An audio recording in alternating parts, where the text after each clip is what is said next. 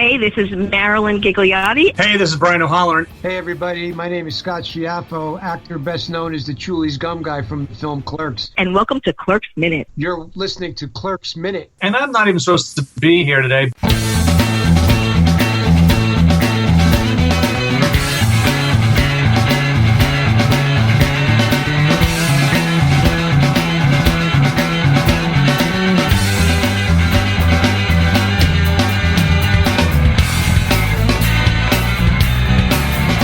Hello, everyone, and welcome to Clerks Minute, the show where we break down the 1994 Kevin Smith classic, one aggravated Dante minute at a time. I'm Blake. I'm Kyle. And on the line, we have a very, very special guest. The first time we actually have someone in the minute on the line, we have Marilyn Ghigliotti. Marilyn, how you doing? I am good. So, getting over the bronchitis that I had, and now I've got allergies that are kind of killing me for the last 3 days. But other than that, hey, good. Hey, you know what? I got allergies too, and we're out here in Wisconsin where we've had an extra 2 weeks of summer for some weird reason in the middle of the fall. I don't understand why. Yeah. So it's fun. Yeah. So, well, thank you for joining us today. It's actually Absolutely. It is an honor for us to have one of the stars of the movie here for us. So this Thank is actually really you. cool. This is really cool for us. So we actually were watching the minute right before this, and it's a lot of we're in the Dante and Veronica having a fight sequence, which is always fun. Well, we're not into the fight yet at this minute. It's like I've actually been watching it all morning myself. It's like just kind of refamiliarizing myself with it. Yeah, we're just about there. He's about to explode as we get going here. Yeah, yeah. Definitely fun. Dante's Peak is about to erupt. Yes, I think we put it, the actual Dante's Inferno is about to happen. But before we get into that, let's get into you and how you got involved in this movie. Well, I was involved in the community theater circuit, as well was Brian. And through the grapevine, and because I worked at the theater that they held the auditions at, we found out about it. I auditioned, and basically Kevin called me in to see if, to read the script and then see if I wanted to still do it. Of course. Absolutely. What were your thoughts when you first read the script? Because it's definitely not a typical movie script. Right. I took it with me, and I basically was reading it the next day because I went to the convenience store one evening, picked it up, and then took it to work with me the next day. And in between clients, I was reading the script, and I was laughing. I found it very funny, humorous, and very different from everything else that's been out there. So I was more than enthusiastic to say yes. Yeah, I can 100% agree. This is definitely not typical conversations had in a movie for sure. We were joking about that, I believe, in the last minute when we got into the snowballing conversation. It's just not something you normally hear about ever, let alone in a movie. Yeah. I mean, but also the fact, like, that, during that 1 minute phase, it's like he's asking, was like, oh, who were those guys that you slept with? Like, he's like, really? You want to know who? You want to compare yourself to these two people? It is funny. But the one thing I do appreciate, it is a real conversation, totally real. Yeah.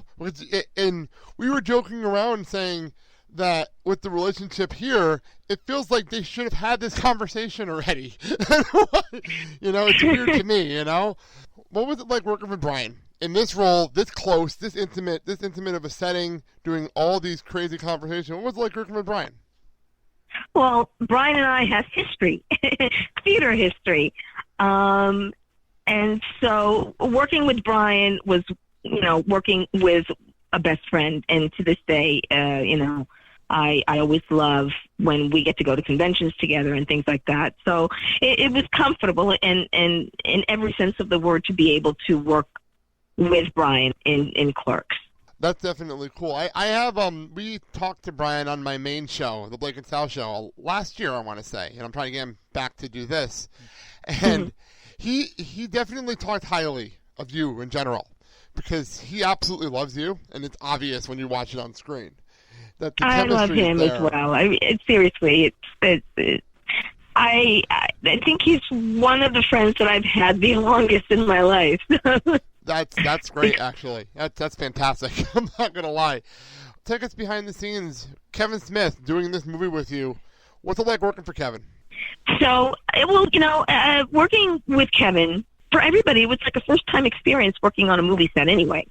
And for me, I was just enjoying the process. And the fact that we were all kind of in the same boat together of figuring it out. So for me, I don't feel like there were any egos. I mean, although if you go by, because the 10th anniversary DVD of Clerks, mentions this thing about that Jeff and I kind of had, mind you, a situation that I just can't remember for the life of me, which I try to every time it gets brought up, but even when I have to bring it up. But for me, and even though that kind of says a different story, there were no egos. Because like I said, we were all in the same boat. We were all trying to figure this out. It was like nobody wanted to mess up. And we wanted something good to come out of this. That's fair enough. I think I know the story you're talking about on the Clerks 10 DVD. As a matter of fact, that's the DVD we do to do this. Actually, that's the DVD we're watching to do this show. But I was going to say, for you, it was your first movie? Yeah, I mean, basically, yes. First film to kind of work on and have a role that, was pretty meaty. Well, and you know what? It was one thing I have to give credit for, and we're watching this back. We're watching everything really closely and really in particular, and what we're noticing is you stand out to us as like Really? For us, because I know like a couple of, what was the minute, Kyle? Her entrance, right? The fire extinguisher entrance. Yeah. I think we proclaimed you as the baddest chick in the world at that moment. Baddest chick in the world. Thank you. Because we were going crazy. I'm like, this is the best entrance ever. This is by far the best. I think my exact... Yeah, it was. And I will say that. It definitely is a pretty decent entrance. If I remember correctly, my exact words upon seeing that again for the minute there was, Dante is an idiot. Absolutely true. It's absolutely true. It's fun to watch back because it's like there's, as an adult especially, because it has been a while since I've actually sat and watched this movie straight up and actually get more of the humor than I've ever had before in my life. And it's so much more fun to know that this is the character of Veronica. It's just like no nonsense, way ahead of her time, really, in my personal opinion, in this movie. And I love the fact that that's that way. Because I really liked and connected with the fact that she's a pretty strong and independent woman. And even though I might not have been secure in the fact that I was maybe that at that point and didn't realize it, when we made the film kind of a thing, I feel like I've grown into my independence and security with that as well through the years. Yeah, she definitely wasn't a character that we saw a lot of at that point. Well, we were talking off air, and share with us the story behind the scenes that's not on the DVD set, that not a lot of people actually would know. Share us the story with us. That would be great.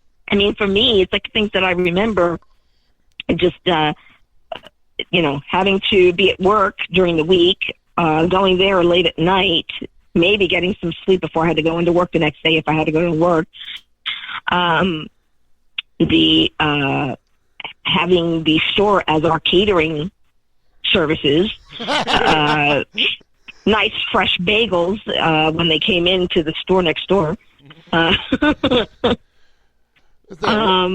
time were these filming sessions? Because we were trying to figure that out actually as we were watching it. Like, what time did you guys film? Pretty much around 11 to 6 in the morning. Jeez, that sounds like Kyle's shift now. He works overnight at a casino. Kyle over here, so he understands. Yeah, I think we had to be there at about 10 o'clock, so this way, we can get all into makeup and hair and prepared and all that kind of stuff. And but generally, is around. We had to be out by 6 o'clock, so we probably had to finish by 5, so that they could open up the store. But generally, yeah, once the store was closed and just before the store opened in the morning. So I have a question now. You get to see the movie for the first time. What was it like seeing yourself on the screen for the very first time in this role? Awkward, weird.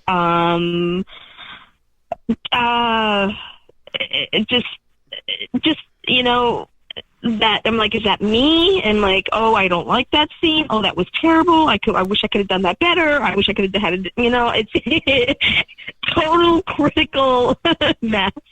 Yeah. Kind of your own worst enemy kind of a mentality?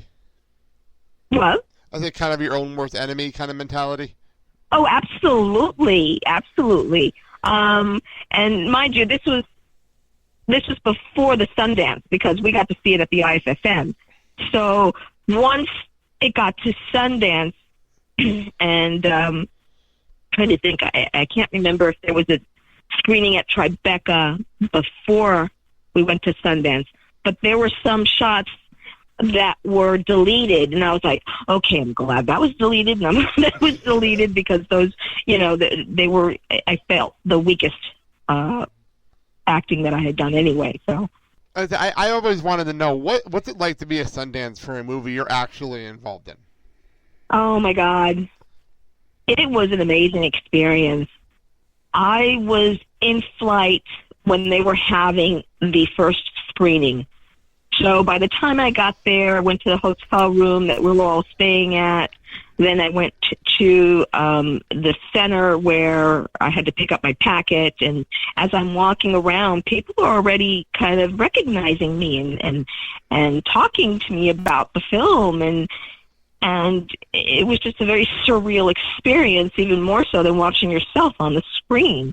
And then I think it was a few days later, then Brian came in, but he had shaved his goatee, so nobody was recognizing him.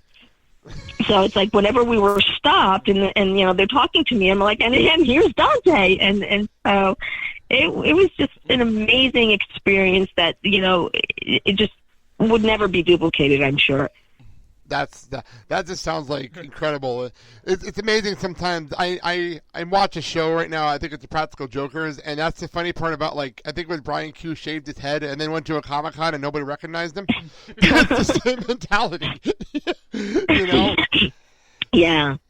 That is pretty funny. I think what even made it more special was the fact that we were there all together experiencing it as well. Just like the way we experienced the film.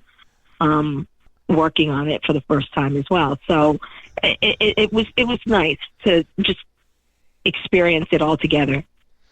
That's actually does sound fantastic. I can only imagine. Well, I will ask this.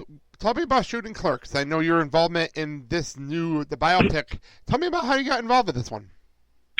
Well, Chris contacted me via Skype, he probably emailed first, and then Skype, and we had talked extensively for many times, him getting my take about the character and my experience, and also what we talked about earlier, the whole Jeff and I situation. It's like I was very thankful for him. He initially wanted Scott and myself to play Kevin's parents.